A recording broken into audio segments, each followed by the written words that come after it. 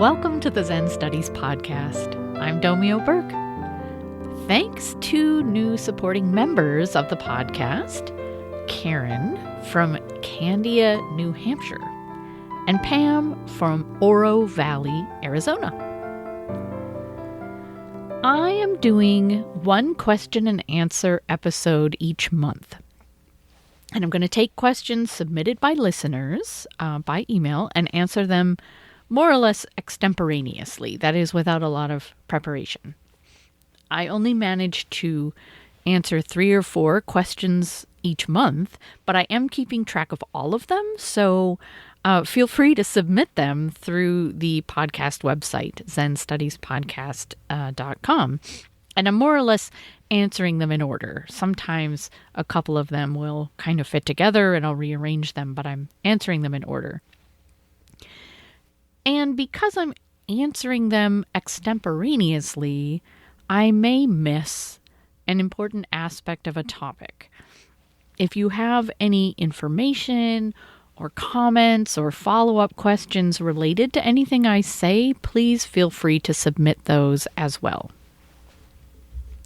So for example, I'm going to start off today with a response to a listener who wrote with a reaction to what I said in Q&A episode 293 about the relationship between Zen and being vegetarian. I had mentioned in an episode on the precepts that refraining from eating meat is a choice we leave up to individuals in our sanghas in Zen, generally speaking, even though the first precept is not killing. And the listener said, quote, "Being vegan is an ethical, moral, and environmental imperative. This moral and ethical ambiguity leads me to question the whole tradition of Zen." End quote. And I perhaps ought to have saved addressing this charged topic for a prepared episode, but I did my best to respond, speaking about the necessity of being able to tolerate moral ambiguity as part of our practice. So this is part of a response from another listener subsequent to that Q&A episode where I made that answer. He said, "I understand that the bottom line message was being vegan is correct, but it's asking too much of people to consider this. My question is why? Why do you apply it to dietary choices and not instead for environmentally sustainable types of choices? I felt fear in your choice, argument, and approach, but I may be wrong. I am not a full vegan, but at least I try to promote it as important for both the planet's future. 1/3 of gas emissions comes from the wrong food systems, and public health." This is the listener continuing. "I felt betrayed by your answer. Why did the difficult task of addressing the relationship between Buddhism and veganism not trigger in you the willingness to try to learn from the issue? Why did it not trigger the sense of opportunity to go beyond? Is that okay in a Zen teacher? I felt sad. Why have I not realized earlier that you were actually applying arbitrary prioritizations to topics and areas for potential improvement?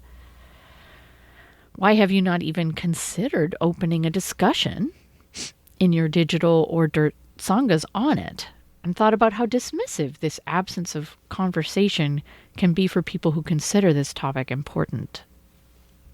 I felt upset. Why did you not consider how other vegan listeners would have felt hearing what you said? Where is the empathy for them? Where is even a little encouragement to continue?" So that's the end of the listener's comments. So I hope bringing this up again doesn't just upset more people. I don't want to seem defensive or just prove the point that I'm morally weak or that Zen is shallow or hypocritical. I don't want to lose listeners. If they find out, when they find out, I'm not even entirely vegetarian, let alone vegan.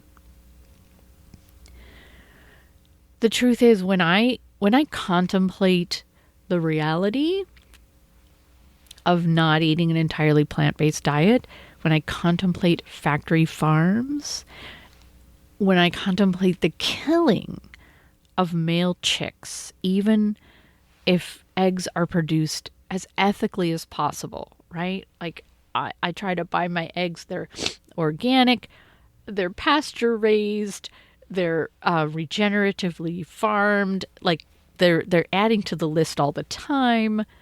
And yet there is the obvious question of, well, male chicks don't lay eggs. So in the whole process, any male chicks will be euthanized.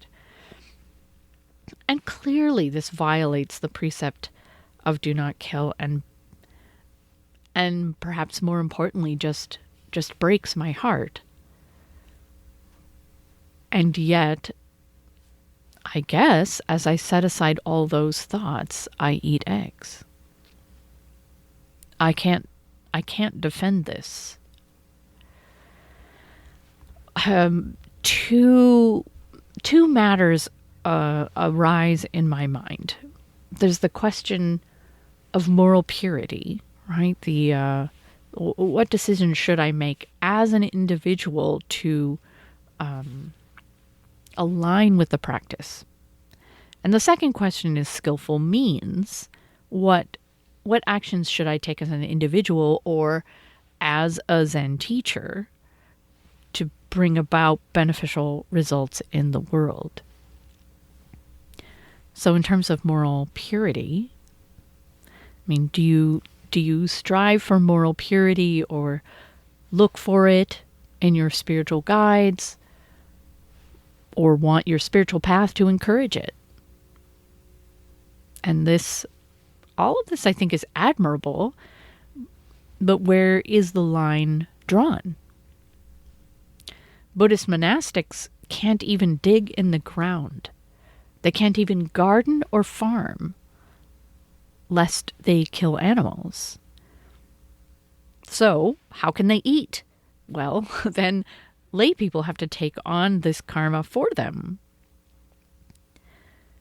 The most devout Jain practitioners sweep the ground in front of them as they walk and wear a mask at all times and filter their water lest they accidentally eat or inhale some living creature. And they even hold the ideal of starving themselves to death. That would be the most heartfelt, pure way to honor this aspiration of non-harming. We can't live without doing some harm or having someone else do that harm for us. Of course, just to say, that we have to draw the line somewhere doesn't mean that we shouldn't draw it anywhere. But where? What one person may call a matter of striving for moral purity, another person may see as an ethical, moral, and environmental imperative. And someone who sees absolutely minimizing the killing of animals as a moral imperative may see other things as less of a priority. Maybe minimizing one's carbon footprint by not flying unless absolutely necessary, or maybe even by not having children, or risking your own comfort and security to stand up for racial justice, or taking action to address houselessness. If it were up to me, all Buddhists would engage in nonviolent civil resistance in order to do anything we can to mitigate the coming climate catastrophe. The fact that we can't do everything doesn't mean that we should do nothing. But we make our choices about the degree of moral purity we're going to strive for and how we do that. Our society has become so complex and so dependent, sadly, on exploitation and consumption that almost any degree of participation in it involves a moral gray area. And if we step outside of all of that and we refuse to participate in society, then what good are we doing to try to bring about change? Now, when it comes to skillful means, what we can do to bring about beneficial results in the world, perhaps I should encourage a plant-based diet in my teaching. However, I can't speak for other countries, but almost all Americans are fiercely independent and don't want anyone, including the leader of their religious community, telling them what to do. If I insisted on vegetarianism in my Sangha membership, I would lose half or more of my members. And most of those who stayed would just disregard what I said. If I spoke regularly about the ills in the world, including the cruelty to and killing of animals for our food, people would feel pressured about their moral choices and would leave. So true, I might attract a new group of people who were glad for such moral clarity in their religious community, but I would be extremely unlikely to convert anyone to a plant-based diet who wasn't inclined that way to begin with. So, while in a sense, the matter of encouraging a plant-based diet for Buddhists is a morally straightforward one, the implementation of it is complex. Is it better to take a stand and drive people away than compromise the moral clarity of your tradition? Surely there's a point at which spiritual leaders and communities should take a stand, regardless of the repercussions to themselves and their community and their membership and all that, such as speaking out against slavery or concentration camps or genocide. But realistically, leaders of spiritual communities have a limited amount of influence. You might say we have a finite amount of influence capital to spend. If we spread that influence too thin and pressure people's behavior in all kinds of areas of their lives, we won't be effective. We hold that influence capital close, ready to draw on it when we think the situation truly demands it, and when we think the choices of our community will really make a difference. Do we hold on to it too long sometimes? Undoubtedly. Maybe our influence would grow if we spoke out and engaged with the issues of the world more often. It's a truly fascinating question, not easy to answer, and there's no single answer. It depends on the community, on the tradition, and the leaders, and their culture, and their situation. I hope none of this sounds wishy-washy or just like self-justification. But I suppose inevitably it will sound like that to some people.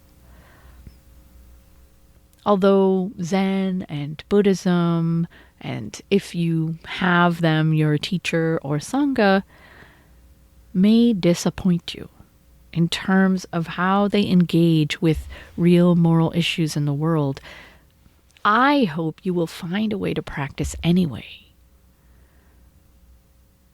And if you eat a plant-based diet, or even mostly try to eat a plant-based diet, thank you. Continue to make delicious food and serve it to your friends without telling them that it's vegetarian or vegan until after they eat it. The animals thank you, the earth thanks you, and your own heart thanks you.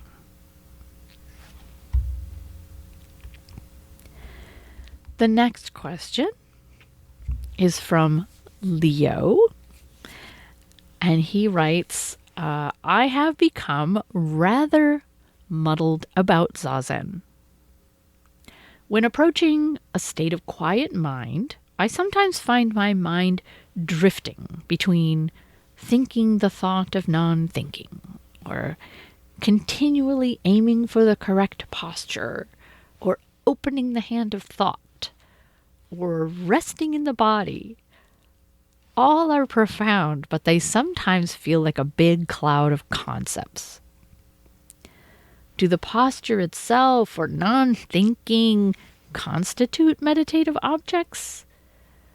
It sometimes feels like this, and that has started to worry me, although I can't say why. So, this is a very good question. In my own experience, trying to keep my Shikantaza on track has been elusive. I will come up with a kind of phrase or approach that seems like, oh yes, this is going to do it. But then, I don't know, then the next week it doesn't work. So I think there is a benefit to choosing one practice, to just sticking with one practice so that our mind isn't flitting around to different options, right? So that when we have an experience and we're like, oh, I don't know, my Zazen doesn't feel that great, I should do something, and then I try this. Well, I'll try that instead. I'll try this instead. So I think it's good to trust our own judgment when it feels like we're grasping after too many different options and aiming for some kind of result. But realistically, when we're not deep in Zazen, the practice can get boring. Like the practice itself of like, okay, don't do anything. All right. So if we're sitting really deeply, and that may happen in your daily Zazen, but certainly like in retreat, when we're sitting really deeply, we don't need something to do. It's not boring. Life is not boring. This moment is not boring. But as we are kind of trying to make that transition from our ordinary habitual way of operating and thinking, and trying to let go and cultivate silence, we kind of need something. We need something to do. Which is tricky because here we have this ideal of Shikantaza style Zazen as being just letting go and having no goal. So it reminds me of the practice of the mind and body coordinated Aikido, which I took for a while, where it's actually the same state, if you will, the same way of being that they are aiming for in Aikido is what we're aiming for in Zazen. And they had ways little techniques to help you get there, if you will. They had, imagine your center being, instead of in the mind, imagine it down in your hara, which is down in your belly, down below your belly button, in your abdomen, where you can't actually place any tension, and kind of just move your consciousness down there. Or imagine it even going way down deep into the earth. or a sense of movement, and you kind of sway side to side in smaller and smaller movements.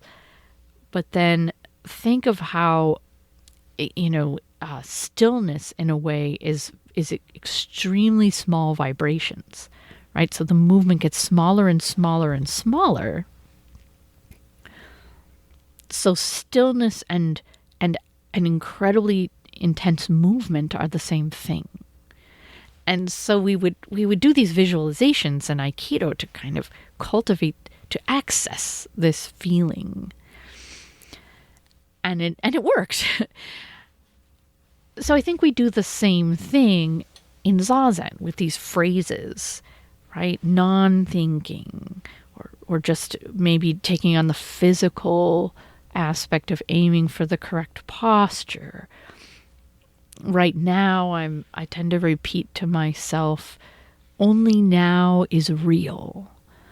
I've heard people say, be here now, or some little phrase or visualization or physical practice, which is not, it's not a meditative object in the sense that we are trying to concentrate on it to the exclusion of other things.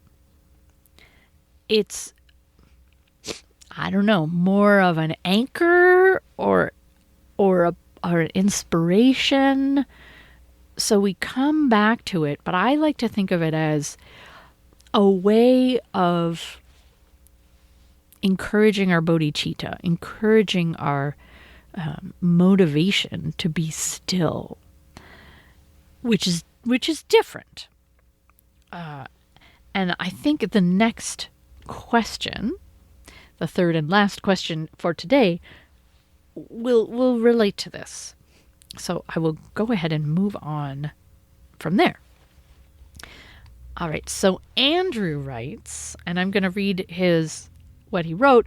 It's a little bit long, but I really like what he wrote. So he says, "Hello, I am a spiritual practitioner who uses a variety of techniques I've learned for a host of reasons. For example, I find it intuitive to use breath focus meditation before I do something focus intensive because I've connected with the intention of the activity itself and the results in my mind, so I know why I'm doing it and what it's for. This connection gives me great resolve to do what I need to do.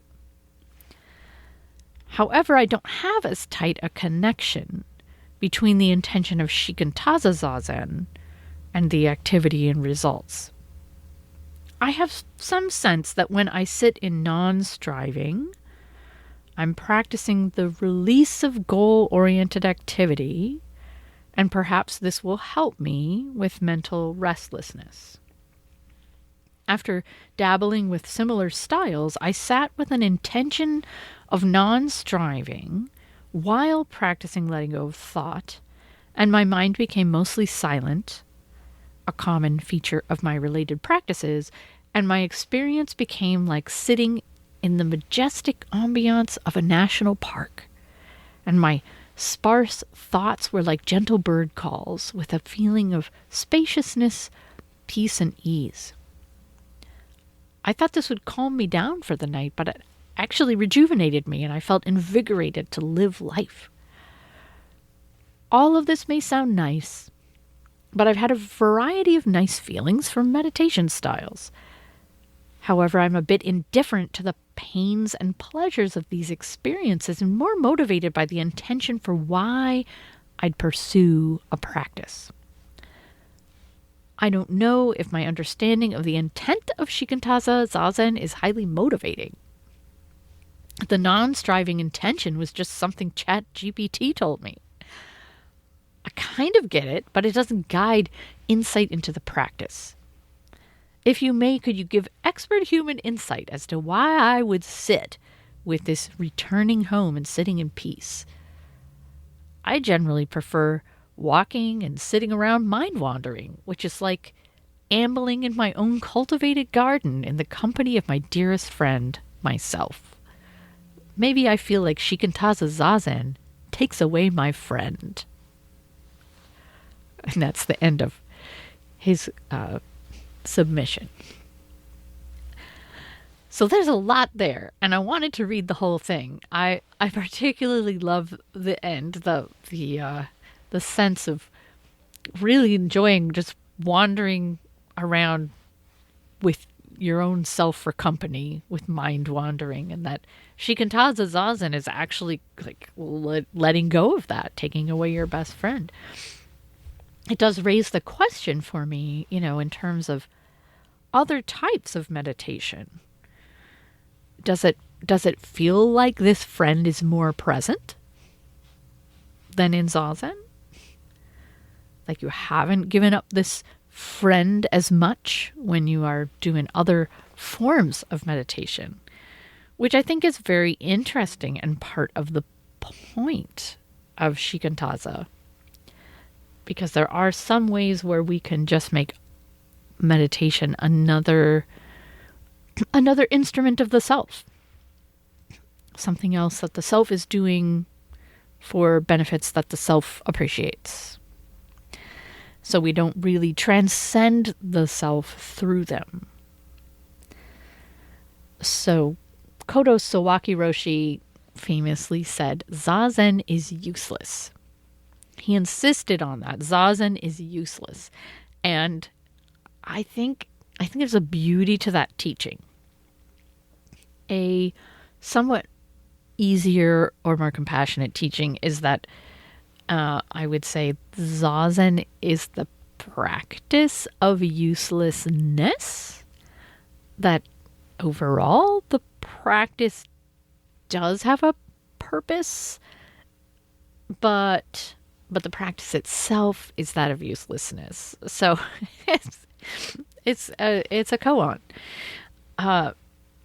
This practice of uselessness is extremely profound, as I think Andrew's experience points to. It's settling without any artifice whatsoever into reality itself. So we really recognize then that this, whatever it is that we perceive, is not something we create. This is not about a mind state, not about a passing state of mind we've managed to cultivate. This practice of usefulness, sitting in peace, returning home, sitting in the majestic ambiance of a national park, so that if that practice of uselessness results in these lovely things, then doesn't it have a purpose? Isn't this a goal? So this is very tricky.